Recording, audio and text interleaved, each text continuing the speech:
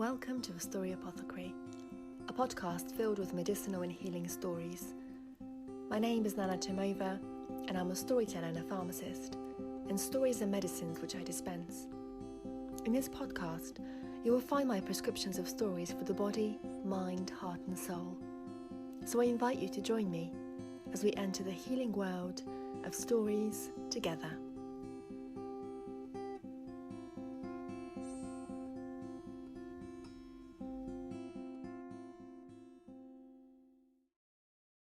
Hello everybody, thank you so much for joining me again in the Story Apothecary.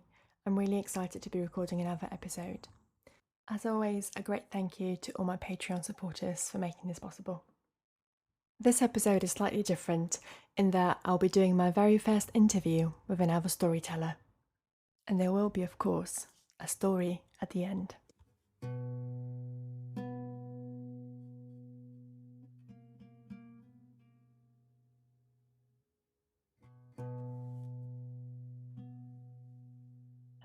And it's so wonderful to welcome Daniel Allison onto the podcast. Daniel, hello.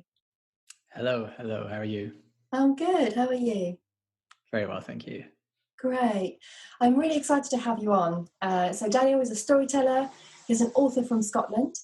He produces a podcast called A House of Legend, which is wonderful. And I love joining in and listening to the stories that you tell, where he features myths, legends and folklore from all across the world. Daniel has written a novel called The Shattering Sea and a beautiful story collection called Scottish Myths and Legends, which I'm thoroughly enjoying reading at the moment. So I'd love to speak to you about your creative process, your storytelling, your work. So thank you very much for joining me today. No problem. I love chatting about this stuff. It's no problem at all. Me too. So I was wondering, to start us off, can you tell us a little bit about your books and the process that you use in writing them? Yeah. Well, I wanted to be a writer a long time before I wanted to be a storyteller because I didn't know storytelling existed until about 10 years ago. So I always wanted to write fantasy, epic fantasy, and I got serious about that in my late 20s, around pretty much exactly the same time as I discovered oral storytelling. So these two things went on concurrently. I was trying to figure out my first fantasy series while also getting really immersed in the world of oral storytelling. And I think after about 7 years of this, I finally produced something approaching a decent novel, I thought. And I found that the storytelling had really come into that. I'd seen it as quite a separate thing before, perhaps stupidly. But then I found that my main character went to live for a while with a troupe of traveling players and storytellers. And the stories they told really informed their worldview and informed the story. So I could see how the two are really coming together. That book hasn't been released. It was well, I don't think it's quite good enough to be released yet. It's one I decided to come back later in my career, do some more work on it. But after that, I decided to change tack a bit and write something based on a story that I tell. I do lots of work in schools, and I always had kids saying, "Oh, have you got a book we can read?" And I would say no, or "Well, yes, I'm working on one, but it's for adults." And they go, "Oh." So I thought, okay, I want to write something that is enjoyable for both children and adults, in the way that the best stories appeal to children and adults equally. For me, there's no difference really when you're listening to the best stories. So I wanted to take a story I was telling and just expand on it. So I ended up taking a story called Asipattle and the Muckle Maester Stirworm from Orkney, which means Asipattle and the really, really, really big worm or serpent. So this is a story probably derived from the Norse influence in Orkney. Of course, the Norse have Ormengander, the world serpent that encircles the world and bites in his own tail. And in Orkney, they have this story of a giant serpent coming out of the sea and devouring villages and so on, and a young boy going on this quest to destroy it and win the hand of Princess Gemdy Lovely. And so I was just thinking about this story. I'd always got this sense, you get this sense with some stories. I don't know if you have the same experience, that there's so much more waiting behind the story. Like it was like I felt like there was a trapdoor somewhere in the story, and I could discover so many more layers if I could find it. Spent some time with it, and I found a trapdoor, and this whole plot came spilling out. So I ended up writing what became the Shattering Sea, which is the first part of a series ranging across Iron Age Scotland and Northern Europe, and based very heavily on Scottish myths, legends, and folklore. Mm. So yeah, that's one strand of the books. And then the other thing is I write retellings of myths and legends. I've got a series called Celtic Myths and Legends Retold, which is what it says on the tin. The first one came out that you mentioned, Scottish Myths and Legends, that came out in May. The second one, Finn and the Fianna, which is a retelling of the Fianna cycle of stories, that's coming out in September. I really look forward to that one. I've got my eye on it. Oh, good. It sounds great, and it sounds like they really influence each other. So the story informs the novels, and the process of writing and asking questions of the story and asking questions of the lead characters really informs the storytelling. So it's kind of like a mesh entwined. It's a really beautiful process, like a dance. I imagine it's a bit like that. Yeah, yeah, it is, and I love that. I love the way these two influence each other, and the way that it's a dance between them. And I love that it's something I never would have imagined I was doing. I would be doing, this particular combination of oral storytelling and fiction writing. And yeah, it's really influenced the fiction writing has really influenced my storytelling style as well.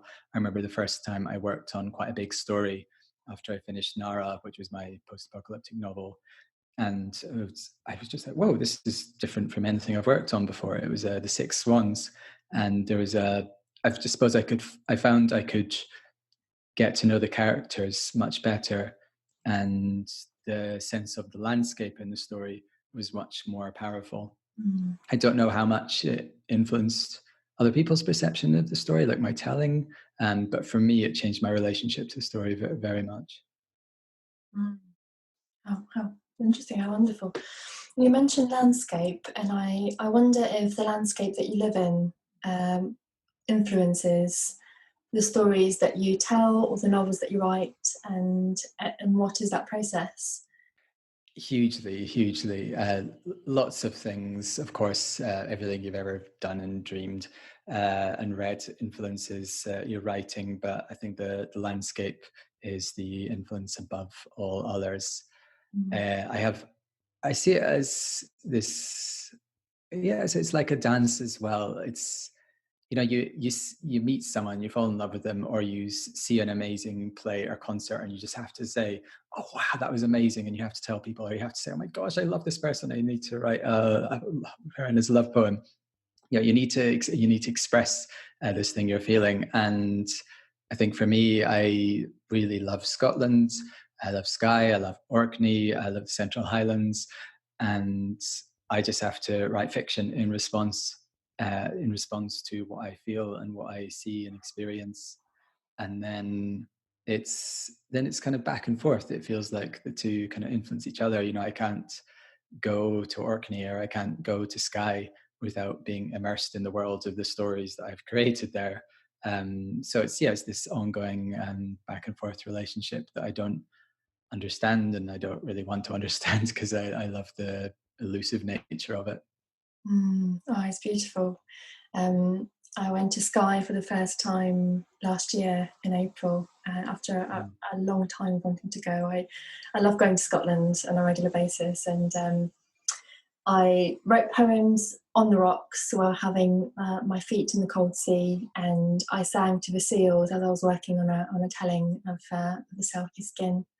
And Wow. it really changed that for me, and I really wanted to go in a specific place where I could see the mountains, the black Cuillins, and I could see the waves, and I could see the seals, and really feel what it will be like to be the Selkie, or feel what it will be like to be in a landscape. And it completely changed it for me. It gave me like this depth of knowing in the bottom of my belly, which I hadn't known before. So it's yeah, I also think, like you, that the landscape magnificently changes our relationship with what we tell in a most beautiful way. Mm. Mm. Yeah, absolutely. Mm. And so when I suppose when you tell that story, you're very much there. You're in that spot, looking over the Cullens, and I imagine you feel something of the energy or the power of that place comes through in the telling. Yeah, the climate, the air, the coldness, the crispness in a way that I hadn't felt it before because I had never been there. Mm. Um, yeah, the stone underneath my feet, everything makes a difference. It's like it's just a memory, a trigger point to go back and and find myself there again. Yeah, definitely. And I think there's a risk with the way we live and the way we tell stories. It's great that we pick up stories from other cultures and other places, but we're at risk of our storytelling becoming quite disembodied Mm, because we're not intimately relating to one place and telling stories that we say, happened to our Uncle Tom right over there. But making these connections with particular places and sitting there and telling the story to a place or dreaming the story in that place really profoundly deepens the relationship. yes, yes, I agree. One of my teachers, Shemily Cumbers, I don't know if you know her. She's a tradition bearer, Dripzilla, and she says to tell a story if you can tell it well, and to ask loads of different questions from the story. And it's exactly what you say. Find out about the culture. What was it like at that point? What was the country like in that point? Why did the character do this? Why did they wear that? Why did they think? And it makes such a difference to know your characters, like, and to talk to them like I'm talking to you now, and to Mm. see them in your mind's eye, um, and to really have that, you know, it comes back to that word again, relationship with the story and with the characters. Um, it's really important, really interesting. Yeah, and that's what makes it so satisfying. I think doing all this work is the relationship, and that you can create. It's of course it's great fun telling a story, and it's interesting to learn different stories. So I've not heard that one before, but when it's something that you actually relate to and you carry with, there's nothing more satisfying in life than the deepening, the ongoing deepening of our relationship, be it with a place or a story or a person, over many years. That's why I do it, I think. Mm. Mm. Yeah, well said. So, Daniel, you spoke a little bit about working on Celtic myths and legends. Is there a particular project that you're working on now? Yes, storytelling wise, I'm working on telling of the Diarmaid and Grania story, or cycle of stories, you could say, which is part of the Fianna cycle. So these are stories from Ireland and Scotland, in case listeners aren't familiar with them. And the Diarmaid and Grania story is the central story, really, I would say, of the Fianna cycle, in which Finn's bride elopes with his friend and one of his chief men, Diarmaid, on the night of their wedding, and it leads to a breaking apart of the Fianna. It's a story that I already knew, but when I was working on the book, I got to know much better because it's a whole series of stories, and I imagine there was probably a dozen times as many stories that have been lost, because all these different episodes of the pursuit of Diarmaid and Grania across Ireland by Finn, the different places they stayed, and the different ways in which they eluded him. So I got to be really, really passionate about this story while I was working on the book, and so I wanted to make a stage version of it, Mm. which has been really exciting. There's still a lot of work to do because it's quite complex. Because there's no way you could tell it in the version I have in an hour or even an hour and a half or 2 hours. So I'm experimenting with little different parts of it and see how they might be told, because obviously it's quite different on the stage as opposed to on the page. And also working with a musician, Kirsty Law. And been very fortunate in getting funding from the Hope Scott Trust to develop this. It's been delayed because of COVID, but yeah, we're working on that. We had a festival date for it, but that's also up in the air because of COVID, so can't confirm that. But yeah, hopefully we will have it on stage somewhere before the end of the year. Definitely next year, if not. How exciting! That sounds amazing. What a wonderful I thing hope to so. I do. hope so. And then I'm also working on the sequel to The Shattering Sea, Mhm. which is called The Spey Queen. So that's again set in Orkney, but it's broadening story out into some other places, into Faroe and into the mainland of Scotland and Scandinavia. And also have a little side project, a book called The Jaguar King, which is a collection of shamanic myths and legends, stories of transformation from around the world. So I'm just doing little bits on that here and there. That should be out before the end of the year. So Exciting. that's keeping me going. Yeah, absolutely. Oh, they sound really fantastic. I'm really liking what I'm hearing. I'll be delving deep into the books and reading all the stories. And sometimes I can go at different speeds. Sometimes I can go and read them really quickly because I'm immersed in them so much. And sometimes some stories are so rich that I just need to close the book and really think about it and sleep on it and come back. So it takes me different speeds to read different things. So Yeah, I get story indigestion very easily. that's a very good way of saying it. Like 1-2 stories, then I feel a bit like, I feel a bit sick now. That's enough for now. There's so much in them. So yeah, a storybook can take a long time. Although I Yeah. do love when a collection of stories is very readable too, and they do flow together. So I'm sort of trying to achieve that, but at the same time recognizing that I'd be happy to give people indigestion. That makes sense. It does. It does. Fill them up with story. Yeah, absolutely. You mentioned Orkney a couple of times. Is that somewhere where you've visited or lived in? No, I haven't. Well, I haven't lived there. I've visited there. It's my dream to live in the Highlands. I spend quite a lot of time sort of looking at plots of property, plots of land and Skye and Lewis and Sutherland and dreaming, but I haven't lived up there yet for various reasons. But you know, I've got my plan. Orkney just came about because I was interested in the story of Asipato and I had some ideas for it and decided to go up there and check it out and see how I got on with the place. So I ended up going up.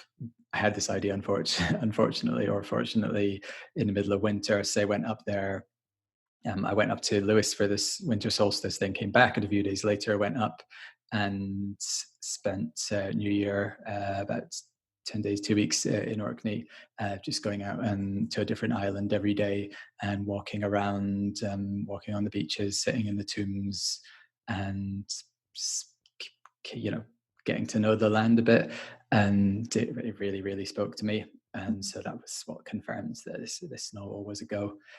So I've been up there since then, and we'll be going back regularly. Thankfully, got some friends I can stay with there now. Stay there with now. Yeah, it's what you were saying before. So how some places just take hold of us, and really they don't let us go, or maybe we don't let them go. It sounds like that's one for you. Yeah, definitely. I think the thing I like best when I'm working on these books, when I wake up in the morning, I just think, oh, I get to go to Orkney. I get to go and hang out in Orkney for the morning, and that's just great. Whatever I'm doing there. Yeah, it's a wonderful way to describe it. Of reading a book or working on a book, actually really traveling to that place where it's at. Yeah, I read something recently which really interested me, which was that for children, I can't remember the age group, the tone or the atmosphere of a story is apparently, some study says that the atmosphere of the story is just as important as the content of the story, as the plot. And I found that so interesting because I found that whenever I was speaking about my books or someone was asking me about them, what I was kind of most excited about and wanted to convey, but could never quite manage to, was the atmosphere, the mood, the feeling, the tone of it. And I felt that was one of the most important things, was just the atmosphere of the book. Yet that's not something we ever really hear talked about. We talk about the characters and the story. So yeah, I don't know. I don't know if that just means I'm a big child, or maybe No, there's something in the oral stories in which the atmosphere is as important as the content. I don't know. What do you think? I think it's really important, like you. So when you're having a conversation with somebody, you will get that. So they will say something, and um, you get that your hairs stand up on your arm, and you can almost get that energy, or things change as they speak. and it makes the conversation, it makes the flow three-dimensional.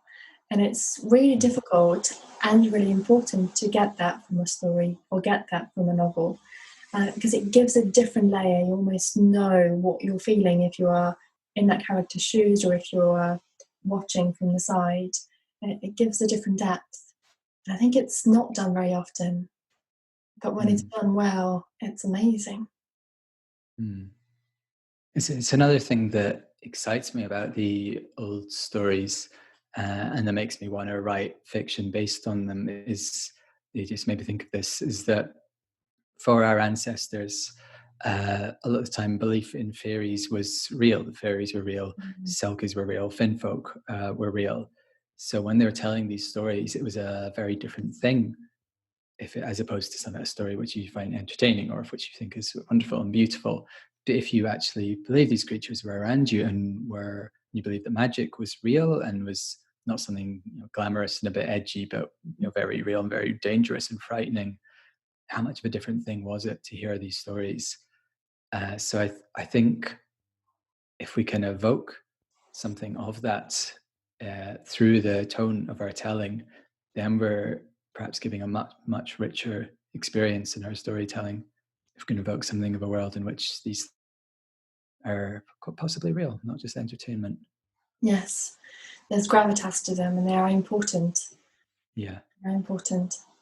And as storytellers, we have that privilege, but we also have that responsibility to keep them important and to keep them as true as they can be. Yeah. And so we both work with so many stories, and your podcast is filled with so many beautiful stories from all around the world, and all the stories contain so much wisdom and can be such healers. What wisdom have you learned from stories that you can tell us about? I think the most important thing I've learned is expressed most poignantly in the Fianna stories, which is this sense that it seems the Celts had, that life is to be embraced in its every aspect, that we don't take a story and say, oh, that was a great story, that bit was good, that bit was good, that bit was bad, I didn't like that bit, yeah, we'd be better without that bit. We love it as a whole. And I feel like the Celtic stories and the Fianna stories in particular embody this embrace of every shade, every aspect of life, from the hunt to the feast, to the fight, to falling in love, to heartbreak, to grief, to all of it, to war, to warriorhood.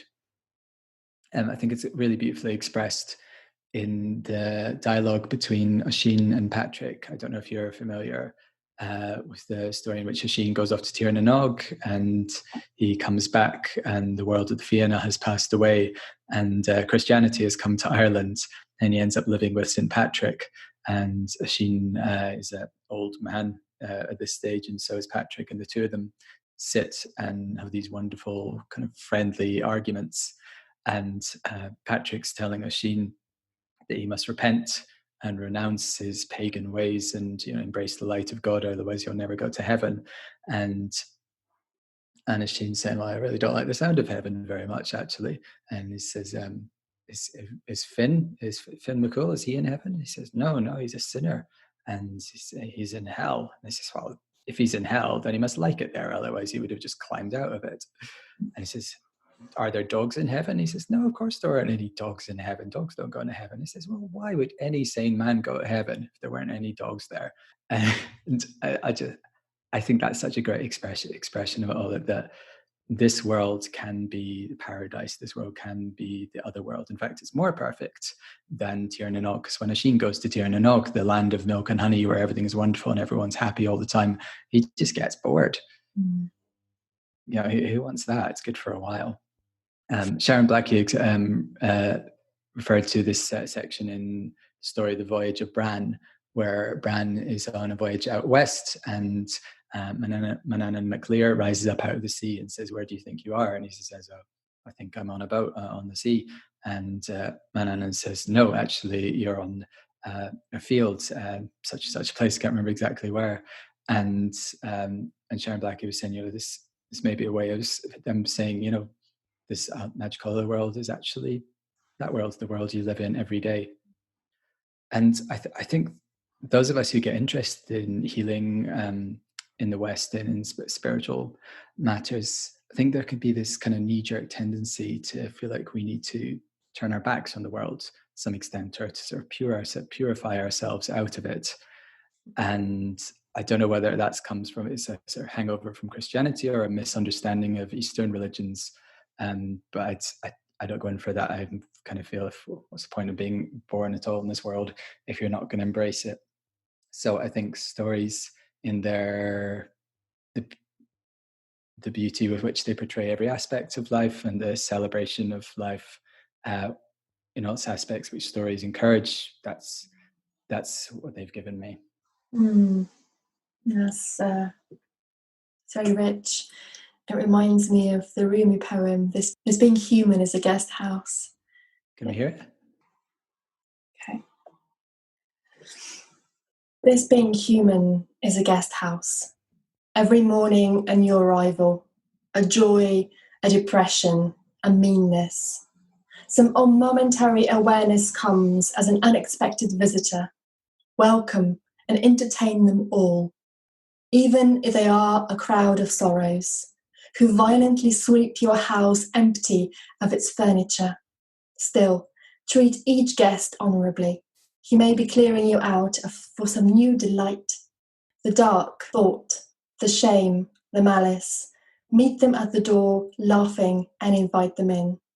Be grateful for whatever comes, because each has been sent as a guide from beyond. Yes. That puts it much better than I ever could. It just reminded me from when you were speaking of that poem of, welcoming it all and living wholeheartedly and wholly with a WH in the world, with all the greys and all the brights, because they are all part of what it makes, and the difficult days make the easy days more joyous. And the fields are really wonderful, and sometimes we do turn our backs to them, like you say. So thank you. It's a beautiful wisdom to take from stories. I couldn't think of anything better. And I wonder if we can hear a story from you. Yes, we absolutely could. The story I would like to tell you is a story called Death in a Nut. It's from my book, Scottish Myths and Legends. It's one I heard from Donald Smith, who's the director of the Scottish International Storytelling Festival, who, if you haven't met yet, I'm sure you'll meet one day. He's wonderful. And I believe he heard it from Duncan Williamson. I know it's one that Duncan Williamson used to tell quite a lot. Right. Oh, I can't wait. So this is the story of Death in a Nut.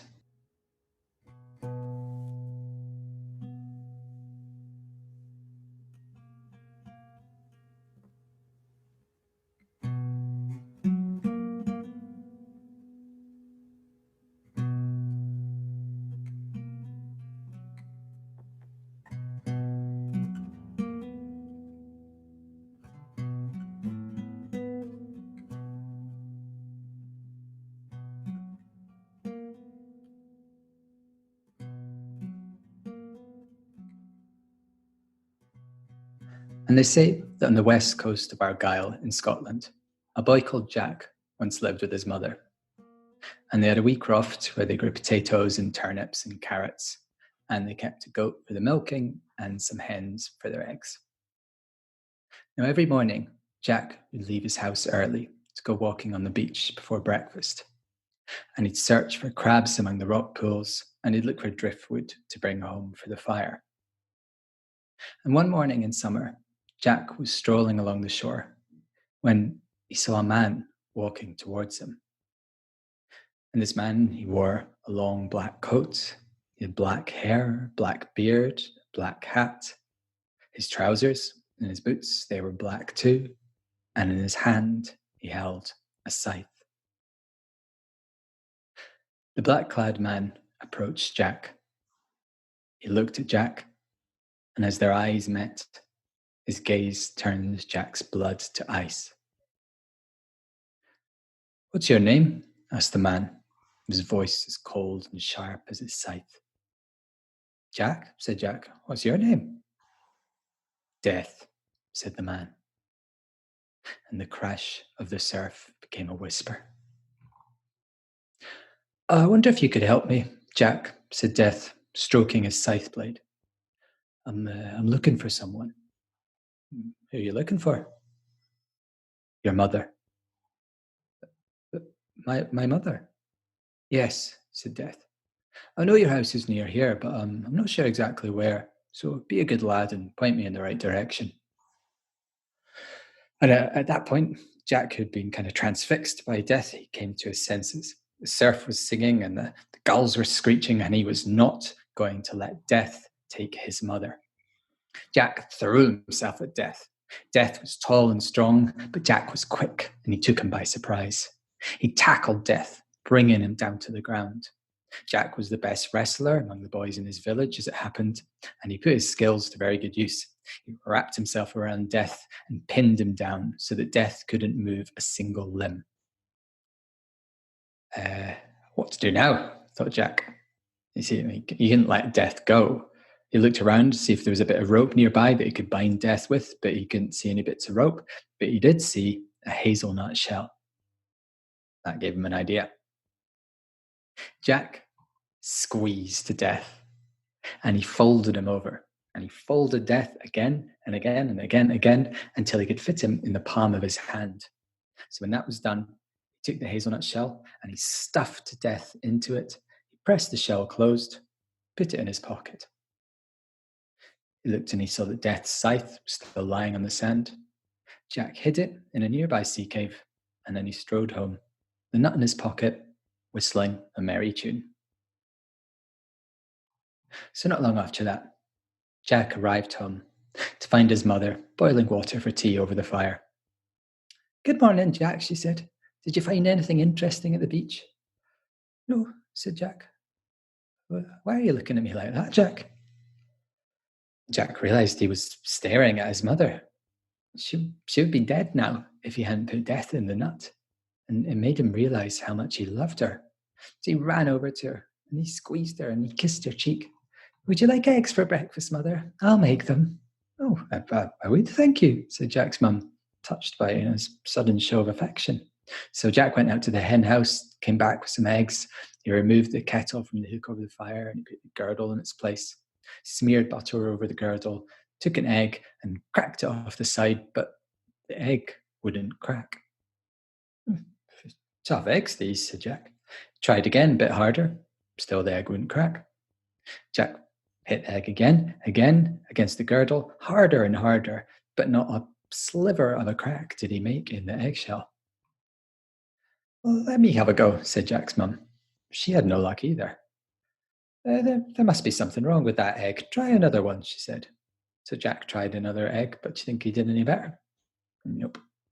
And he was getting frustrated now. So he held the egg up high and he brought it smashing down on the girdle with all his wee boy strength.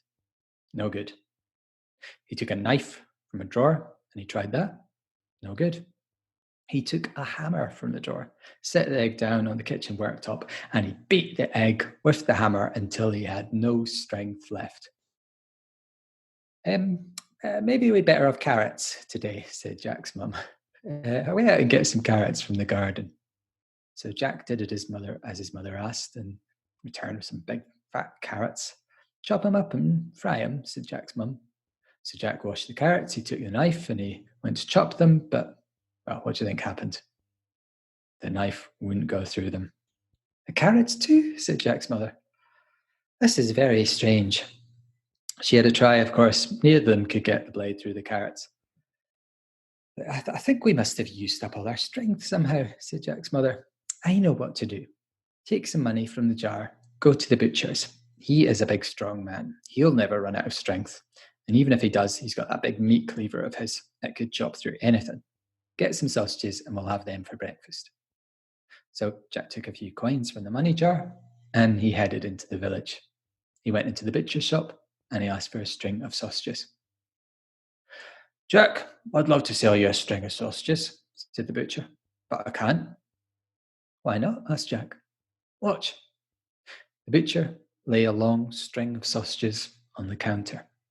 He took his mighty cleaver in hand, lifted up high, and he brought it down on the string between two sausages. And when he lifted the cleaver, Jack saw that the sausages remained attached. It's the same with a steak, said the butcher, shaking his head. Put some steak meat on the counter, brought this cleaver smashing down on it, bounced off the meat. I'd have more luck chopping iron than meat today, said the butcher. I couldn't crack an egg back at home, said Jack. I cut a carrot. The butcher shook his head again. Something strange is going on, Jack. It's as if nothing will die. And with that, Jack understood what had happened. Jack ran out of the butcher's shop. He ran all the way home. He burst into his house, found his mother sat drinking tea in front of the fire. Did you get the sausages? Mother, I've done something I shouldn't have done. So Jack sat down and he told his mother all about his meeting with death. Oh, Jack, said his mum. That was very brave what you did. But it was wrong. Death is painful, Jack, but the world needs death. Death is what keeps the world alive. I wish my time hadn't come so soon, but if it's my time, it's my time. You have to let it be. Jack hugged his mother. They wept together for a good long time. And eventually, Jack stood up, took a deep breath, and he turned and left the house. He returned to the beach, found Death's scythe where he'd hidden it in the sea cave. And with a heavy heart, Jack reached into his pocket, took out the nut, and he opened it up. Death shot out and landed on the sand. He unfolded and unfolded and unfolded until he was his regular size and he got to his feet. The look he gave Jack could have melted bones. Sorry, Death, said Jack. Here's your scythe. Death snatched the scythe from Jack's hand. You have got some nerve, lad, said Death. I'm sorry, said Jack. I know what I did was wrong. The world needs you. I know that now. It does, said Death. Whether it needs you is another matter. I don't mind if you take me, said Jack. Just don't take my mother. Your mother? Yes, said Jack. You were going to see her. Death burst out laughing. Oh, Jack. Oh, you daft wee idiot. He cuffed Jack over the head. I was only going to stop in and see your mum for a cup of tea. Really? Yes. It's not our time yet. I'm on my way to see this old guy in the next village. He's on his last legs and he's looking forward to seeing me. Oh, said Jack, feeling rather foolish. Well, in that case, I'll walk you to the house. So Jack took Death home to see his mother, who made them all a cup of tea and some eggs on toast. And they had a good gossip before Death went on his way. That's the end of the story.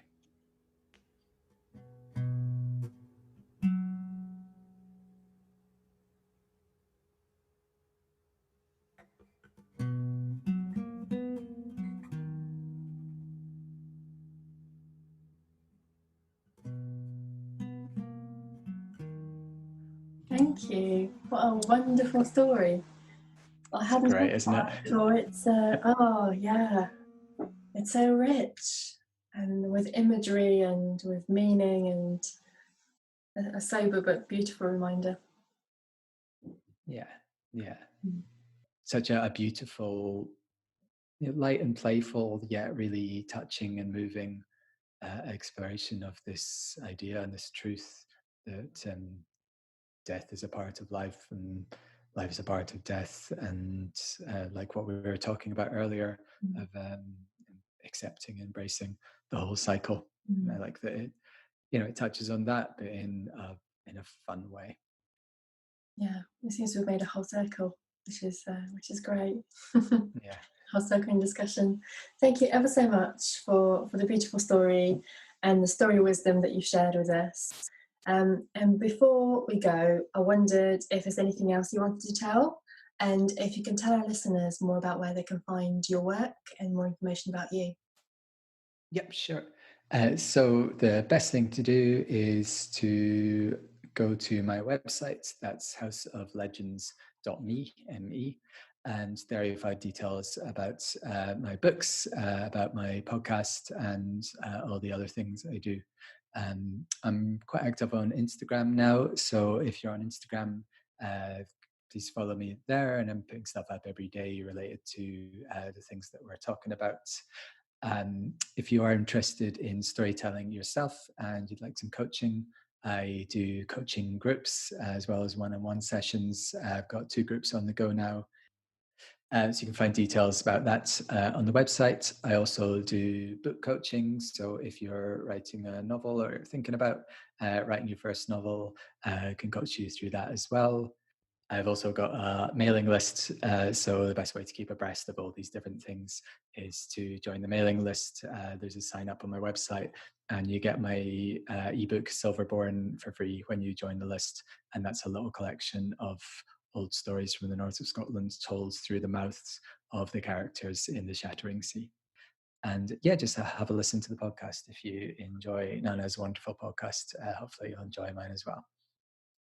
Thank you, and your podcast is beautiful, and it's full of more stories like the one you've told in a beautiful way to transport you from this world and then safely back to it. So it's been really exciting having you. So thank you very much, Daniel, for joining me here today, and I look forward to joining you in the world of stories again soon. Thank you. Yeah, I look forward to running into you again too. Thank you.